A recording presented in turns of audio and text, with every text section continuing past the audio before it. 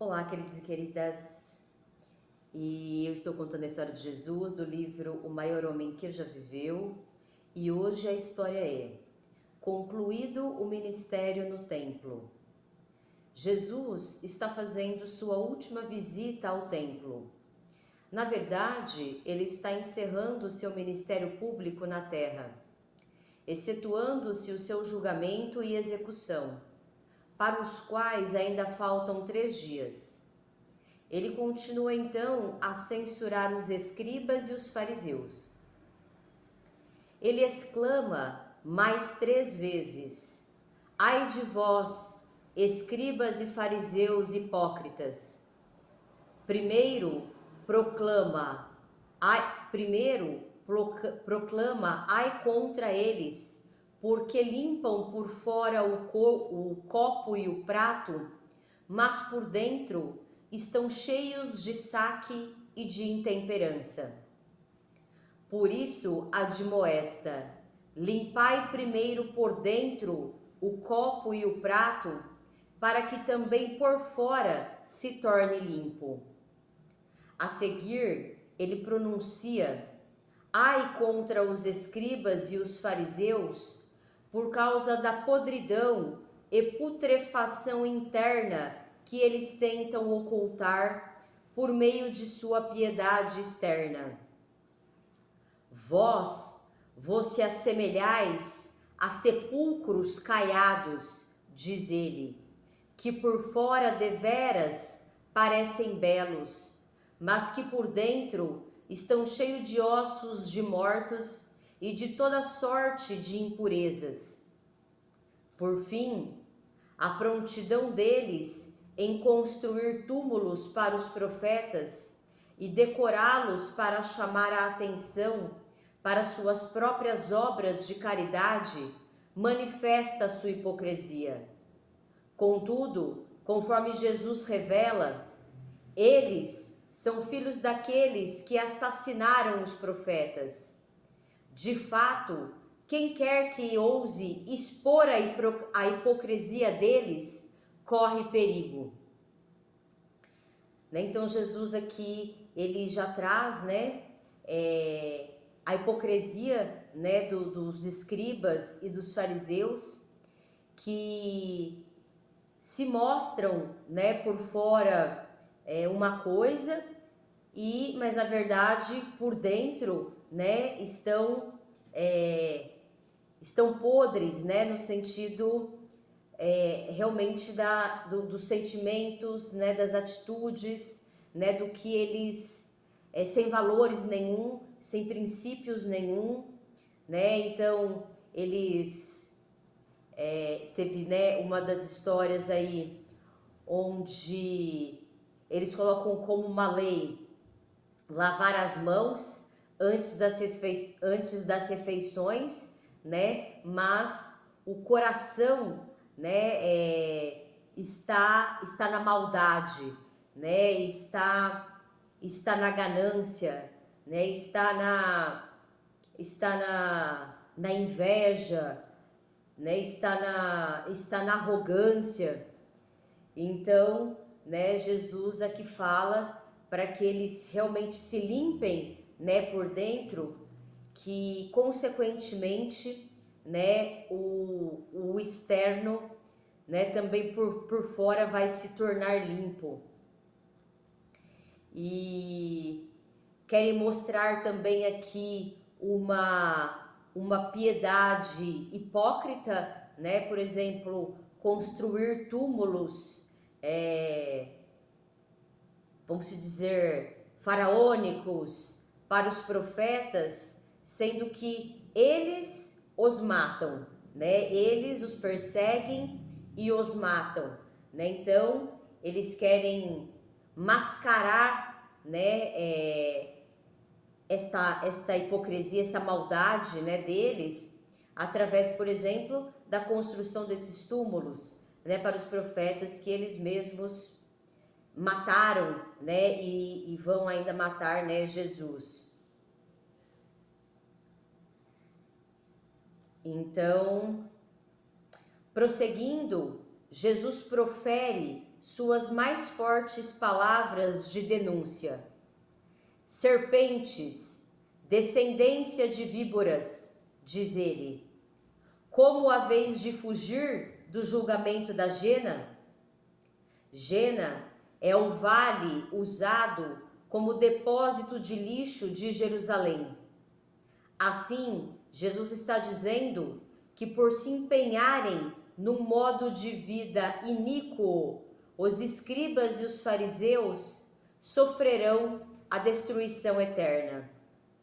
A respeito dos que envia como representantes seus, Jesus diz: a alguns deles matareis e pregareis em estacas, e a outros deles açoitareis nas vossas sinagogas, e perseguireis de cidade em cidade, para que venha sobre vós todo o sangue justo derramado na terra, desde o sangue do justo Abel até o sangue de Zacarias, filho de Baraquias, chamado Jeoiada em dois crônicas, a quem assassinastes entre o santuário e o altar. Deveras eu vos digo, todas essas coisas virão sobre esta geração.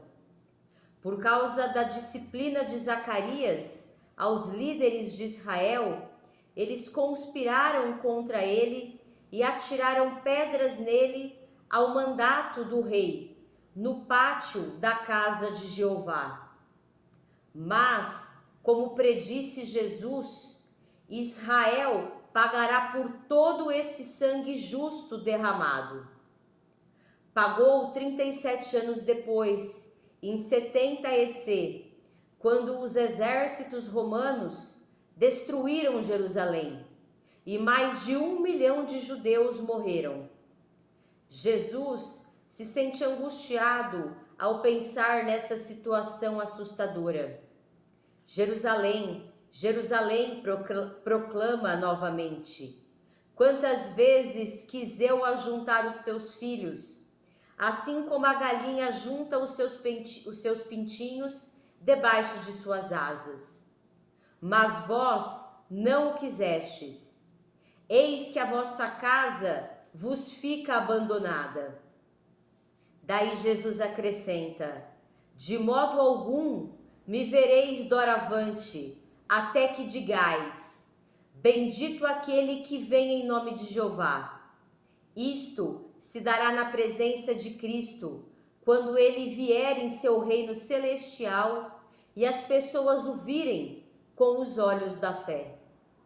Jesus vai agora para um lugar onde pode observar os cofres do tesouro no templo e as multidões lançando dinheiro neles. Os ricos lançam muitas moedas, mas então uma viúva pobre se aproxima e lança 2 pequenas moedas de muito pouco valor. Chamando seus discípulos, Jesus diz: deveras eu vos digo que esta viúva pobre lançou neles mais do que todos estes que lançam dinheiro nos cofres do tesouro. Eles devem estar se perguntando: como pode ser isso? Portanto, Jesus explica: todos eles lançaram neles de seus excedentes, mas ela de sua carência. Lançou neles tudo o que tinha, todo o seu meio de vida. Depois de dizer essas coisas, Jesus sai do templo para não mais voltar. Maravilhados com o tamanho e a beleza do templo, um de seus discípulos exclama: Instrutor, vê que sorte de pedras e que sorte de edifícios? De fato, relata-se que as pedras têm mais de 11 metros de comprimento, mais de 5 de largura e mais de 3 de altura. Observas esses grandes edifícios? Pergunta Jesus. De modo algum ficará aqui pedra sobre pedra sem ser derrubada.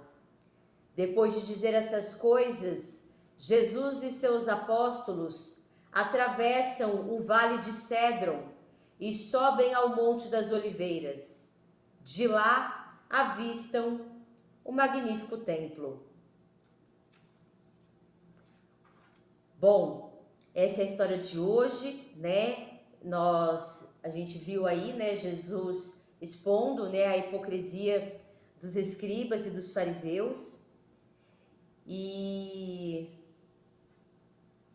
ele traz, né, que as consequências, né, vão vir, que ele fez, né, a parte dele aí para que essas pessoas, né, os líderes religiosos ali, os escribas, os fariseus, que mantinham, né, as suas riquezas, o seu poder, o seu status, né, através aí desta grande hipocrisia, né, de por fora bela viola, por dentro pão bolorento, né, e eles, né, tiveram muitas e muitas oportunidades, né, de se arrependerem e de trilharem, né, o caminho, que inclusive o cargo, né, que eles ocupavam era o dever, né, deles. E assim eles não fizeram, né? Eles mataram, né, os profetas, todos que vieram, né, antes de Jesus, e vão fazer a mesma coisa, né, com Jesus. Só que as consequências virão, né? Que todo o sangue justo, né, de pessoas justas que foi derramado, né, vai ser aí vai ser cobrado, né? Então Jerusalém vai ser destruído, né? Milhões aí, né, de judeus morreram, e porque realmente, né, a casa ficou abandonada, ou seja, eles construíram a casa deles não sobre a rocha, né, mas sobre a areia. E isso a gente pode ver, né, no final aqui, que literalmente, se a gente fosse ver, se fosse materialmente, não é isso, né? Porque eram pedras gigantescas, né, que estavam ali construídos templos, vamos se dizer, verdadeiras fortalezas, né, materialmente. E não ficará pedra sobre pedra. Por quê? Porque não é desta construção, né, material que Jesus está falando, porque essa construção material, ela pode ser forte o que for, como ficou aqui relatado, inclusive, mas ela vai, né, desabar, porque não existiu ali a verdade, né? Não existiu os princípios e valores que deveriam, né, ter existido para que realmente a casa tenha sido construída, a casa tenha sido construída em base sólida, né, em realmente na rocha, né? Então, e aí Jesus também traz, né, outra grande lição, que é, né, quando ele se dirige ali ao lugar onde é depositado o dinheiro, né, para no templo, para os religiosos ali, e muitos ricos, né, depositam ali muito dinheiro, né, e vem a viúva e deposita 2 moedas de pequeno valor. E Jesus traz, né, que o valor dessas moedas é muito maior do que a quantidade né? E o valor das moedas que os ricos depositam.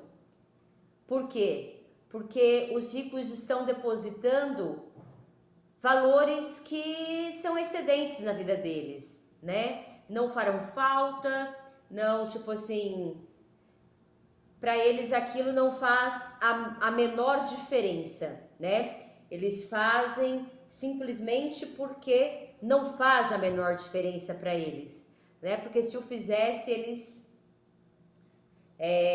nem o fariam, né? E aquela mulher faz, mesmo, né, necessitando, né, daquelas moedas, né, para a sua própria vida, para o seu próprio sustento, né? Então o valor aí está muito mais na atitude e na verdade do teu coração do que na quantidade, né, dos seus bens materiais, né, que muitas vezes para muitas pessoas é a única importância e é o único valor, né, que se tem na vida, né, os bens materiais, e achando que por causa que tem esses bens materiais tudo podem, né? E aqui Jesus mostra que não, né, que é muito pelo contrário, né? A destruição e a prosperidade, né, está realmente nessa construção sólida e verdadeira dos seus princípios e dos seus valores, né, e não na materialidade, né, fora. Então, hoje é isso. Se você gostou, deixe seu like, compartilhe com pessoas que você sabe que queiram, né, o exemplo aí de Jesus, toda a reflexão, né, que nos traz para nossas vidas, para que a gente progrida, para que a gente evolua, para que a gente aí realmente conquiste essa plenitude, essa integralidade de prosperidade na nossa vida, né? Mental, emocional, física e espiritual, né? Que é a verdadeira aí prosperidade. E se você quiser, se inscreva no canal, né? Se você quiser receber mais do meu conteúdo, se inscreva no canal e ative o sininho aí para mais notificações. Um grande beijo, um grande abraço e até a próxima!